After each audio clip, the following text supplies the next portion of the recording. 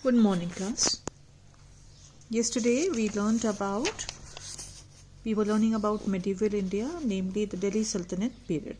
Now we come to know about the Delhi Sultanate through different sources, which are the inscriptions, and mainly when we talk about these sources, Qutub Minar being one particular source through which we learn about the Delhi Sultanate, namely the slave dynasty.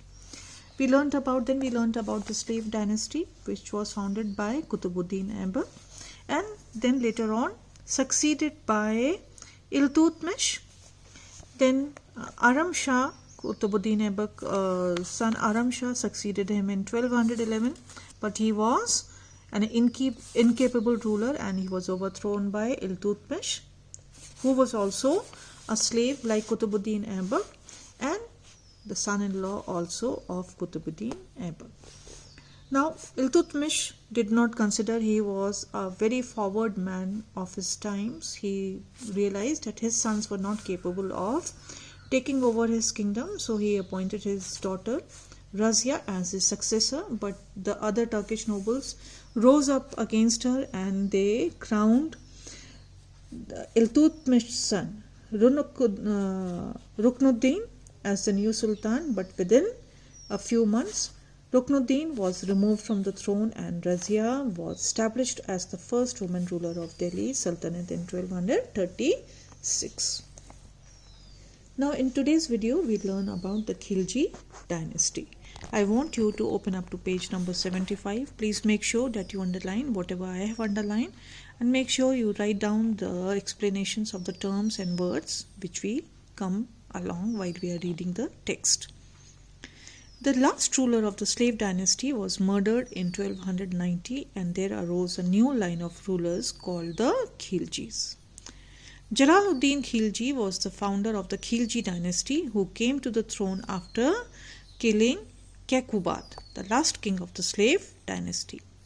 He was murdered by his nephew Alauddin Khilji, who proclaimed himself as the Sultan.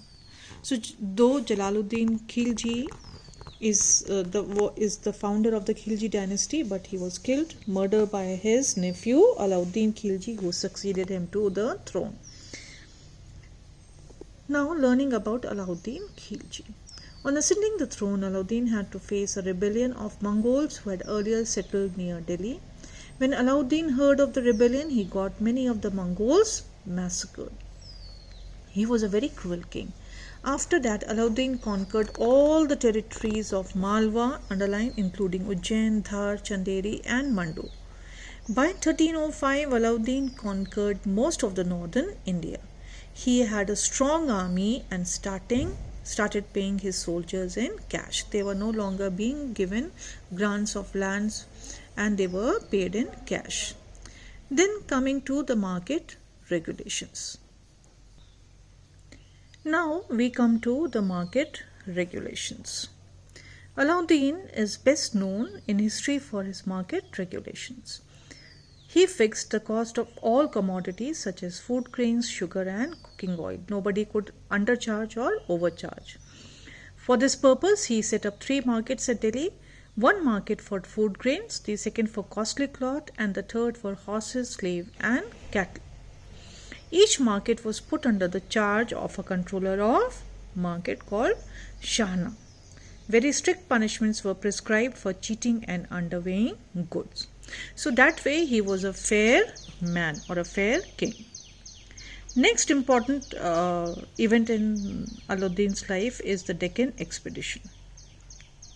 Alauddin Khilji was the first sultan who, after conquering the bulk of northern India, sent an expedition to Deccan under Malik Kafur.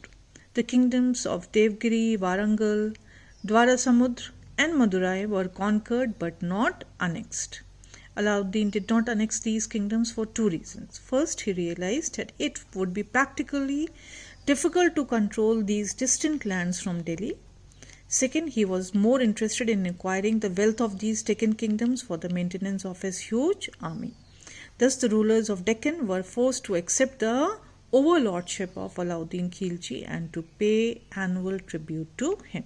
So he was a very wise person. He realized the problems he will face if he will annex these kingdoms of Devgiri, Varankal, Dwarsamudra and Madurai to his already vast existing empire. Now measures against nobility. Now he again see his wisdom over here. When Alauddin Khilji came to the throne, he had to face a series of rebellions from the nobles. He did not ascend to the throne because he was in line to the throne. He had murdered his uncle and then ascended the throne. So he took a number of measures to crush their power. So see, during Razia Sultan's time also we saw that the Turkish nobles were against her ascending the throne, and they had put up Ruknuddin on the throne, but then still she was able to take the throne from her brother. Now the first measure that Alauddin took against the nobility was the nobles were not allowed to hold parties or festivities or to form marriage alliances without the permission of the Sultan.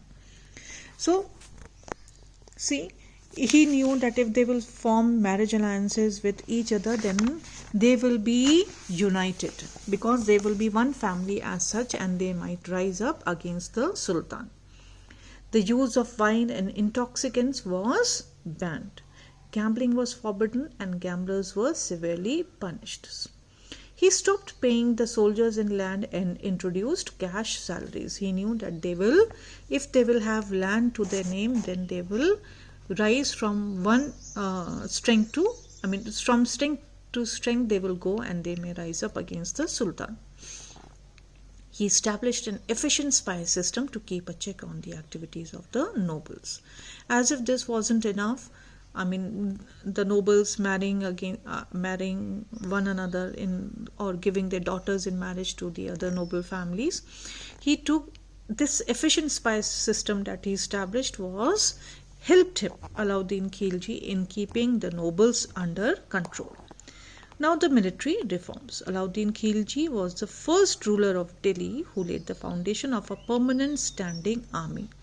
So the army was always under employment. They were being trained and paid regularly all through the year. It was not just when the call arose or when there was an attack from other kingdoms or when the king, their own king, was going to, Sultan was going on a military campaign, then only the army was assembled. No. He imported quality horses and started the system of branding horses, dag, meaning to say that these particular horses were for use for the army and as such belonged to the Sultan, so that the soldiers could not replace them with inferior quality horses. As he was importing horses of good value who will have strength and endurance in battlefield, and corruption was rampant, people were cheat, so he made sure that these horses were branded. He also introduced the system of chehra, that is giving a kind of identity card for every soldier. He himself approved all recruitments to the army and paid cash salaries to the soldiers from the royal treasury. So nobody could come and claim for a salary saying that they were employed by the king and they were part of the army, because everybody was given an ID and everything was under the hands of Alauddin Khilji, the Sultan, knew what was happening. So that way he was a very efficient and wise ruler. Now the revenue reforms. Alauddin Khilji introduced a number of important measures to get maximum revenue. He brought all the land of the empire under his direct control. He introduced the practice of measuring the land and fixing the state share accordingly. So whatever the measurement of the land, accordingly the state share was fixed. He increased the land revenue from 1/3 to 1/2 and demanded it to be paid in cash and not in kind.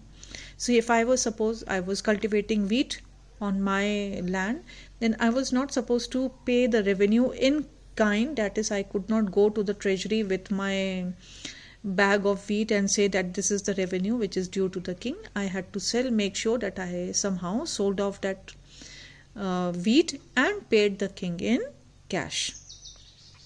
He appointed special officers to collect land revenue. Towards the end of his life, he was dominated by Malik Kafur, his commander. After many intrigues, the Khilji dynasty finally came to an end when Ghazi Malik, the governor of Dipalpur, ascended the throne. So, like the slave dynasty, where only Qutbuddin Aibak and Iltutmish played an important role, and to an extent Razia Sultan also played an important role in the slave dynasty. When we talk about Khilji dynasty, then the only notable sultan from that period was Alauddin Khilji, who was later on dominated in later life by his commander Malik Kafur. And then finally the Khilji dynasty came to an end when Ghazi Malik ascended the throne. But whatever his tenure was as sultan, Alauddin Khilji proved himself to be an efficient administrator, a mighty campaigner, and a very wise man who is known for his market regulations, Deccan expedition, his wisdom not to annex the kingdom so far away and just demand that the rulers of these kingdoms pay some kind of tribute to him. Then the measures that he took against the nobility so that they do not rise up against him, the military reform, especially the branding of the horses and issuing the IDs to the military personnel, was another notable reform which was undertaken by Alauddin Khilji. And then the revenue reforms. So this is very important, children. Give this entire when we are talking about Alauddin Khilji, give it a thorough study. There is nothing much which is difficult to explain. Still, if you find something difficult, please make sure you note it down and we'll discuss it when the school reopens. In the next video, we'll take up Tughlaq dynasty.